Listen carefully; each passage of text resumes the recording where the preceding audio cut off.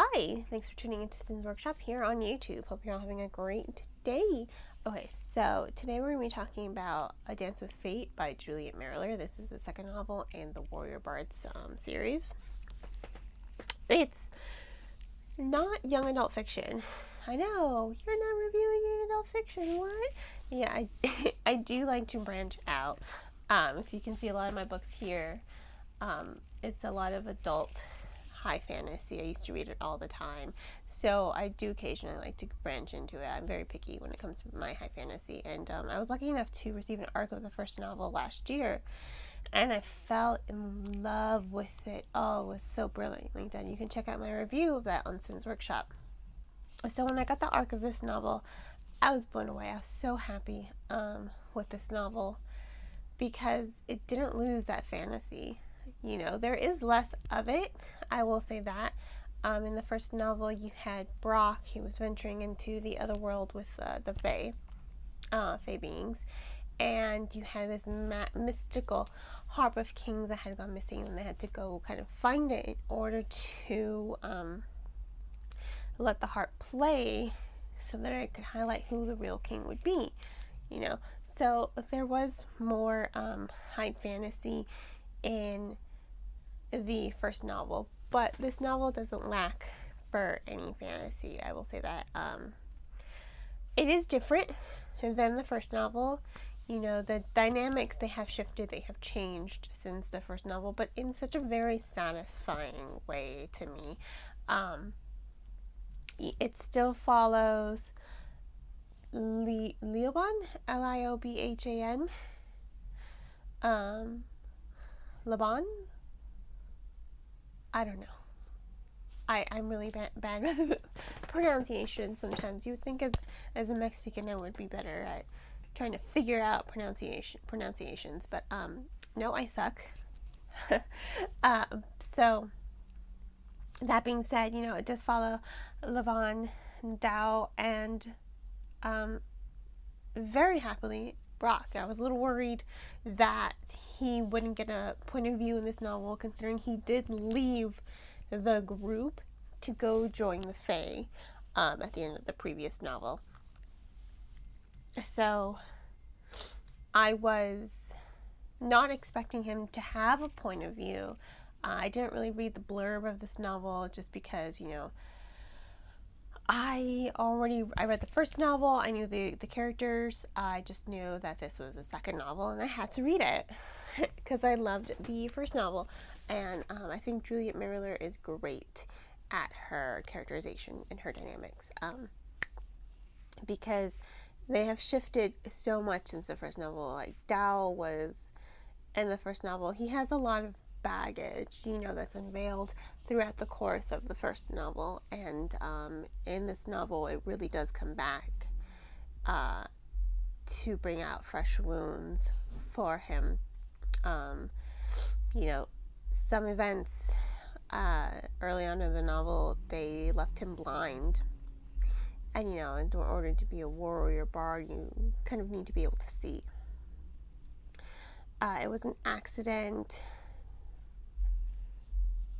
that just left him blind, and unfortunately has forced him to go back home. And you know, the first novel really explored how abusive his homeworld was. It was just filled with so much cruelty that you can understand why he was the way he was in the first book. He did have a lot of resentment towards Laban and Brock. Well, not resentment, that's the wrong word. He was a little sexist, I'll say this. He didn't truly understand why Laban was part of the Warriors, but throughout the novel, the first novel, he does grow to respect her, and they form a friendship by the end of it. It was a really unexpected turn of events that just flourishes in this novel because you see how their friendship has shifted their dynamics in such a brilliant way. They do understand each other more, they do communicate more, they have this sort of unbreakable bond between them that really raises their characterizations up. They do play off of each other quite often, because the things that happen to the other, anything that happens to Levon inspires Dao to be stronger. Anything that happens to Dao inspires Leon to be stronger. They are stronger because of one another, And I really did enjoy that shift between them, that growth between them as characters, because it really does say a lot about Juliet Marillier's writing. I hope I pronounced her last name right, at least. She's an amazing author. I'm in love as of right now. I'm in love with her series.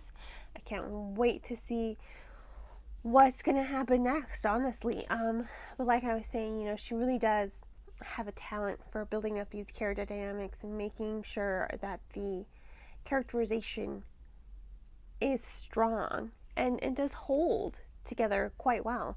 And I'm just now realizing I forgot to turn off my self-illumination. It's a little dark outside, tropical storm warning here in South Florida, so it's been raining a lot. But I hope everything's okay. I hope you guys can see me. I know there's like this shadow over my face. But anyway,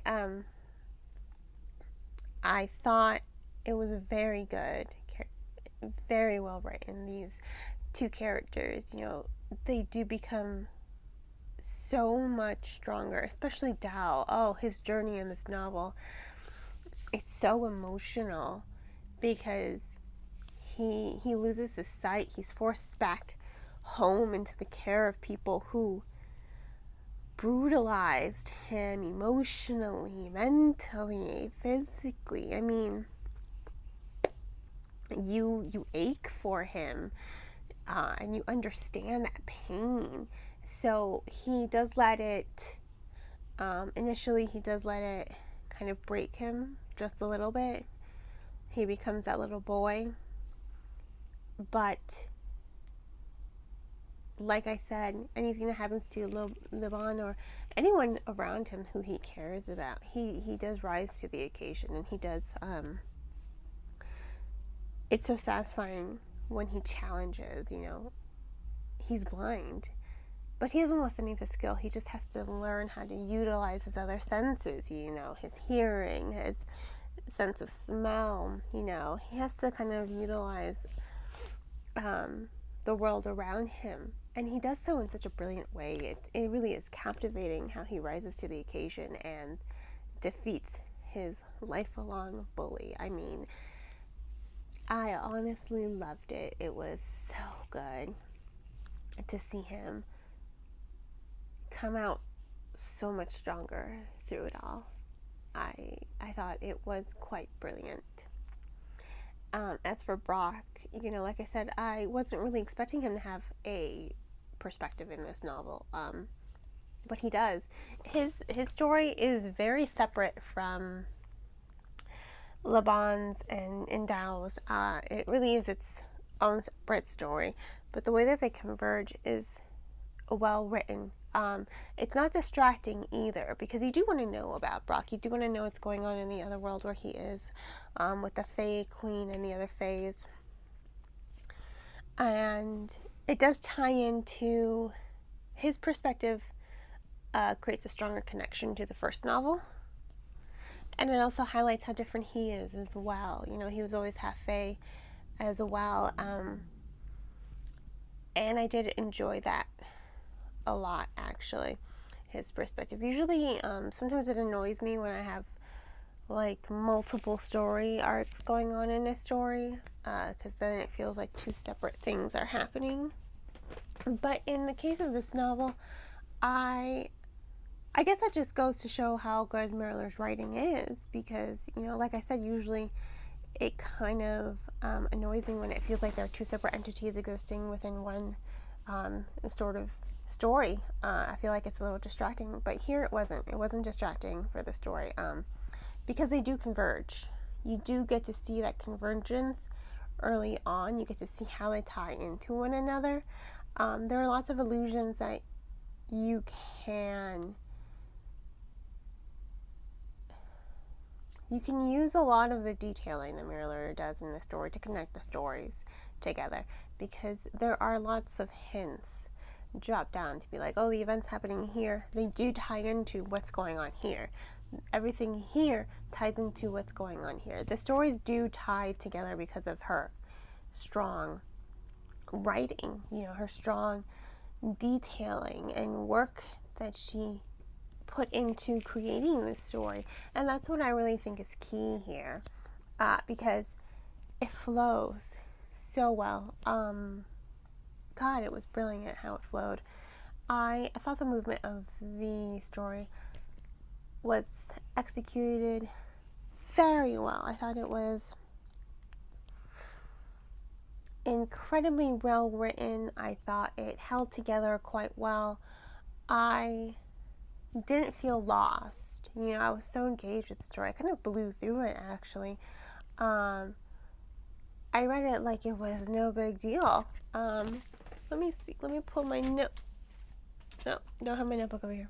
Oh, wait. I don't know where I put my notebook. I swore I grabbed it. Oh, there it is. But in any case, page number doesn't matter. It, I think it was like 400 pages, but I blew through it so quickly because I was so engaged. I needed to know what was going to happen next. I was just like, And, the chapters are also very concise. They're very short. They're very sweet. They're very concise. And she says all she needs to say in order to engage the reader. And I love that. There's so much detailing in the story. There's so much powerful characterization in the story that really just makes this a compelling novel to read. I loved it. Loved it. Can't say that enough. I'm trying to think of one thing I didn't like, and I can't. I thought it was exceptionally well written, to tell you the truth. I can't begin to tell you how much that means to me as just a reader. Like I said, I'm very, very picky with my adult fantasy and adult high fiction. Very picky. It was just mostly just Dragonlance, from Wizards of the Coast. You should just always read Dragonlance, nothing more. As far as adult fiction went. So I was just very there's a mosquito. It's already bit me 100 times.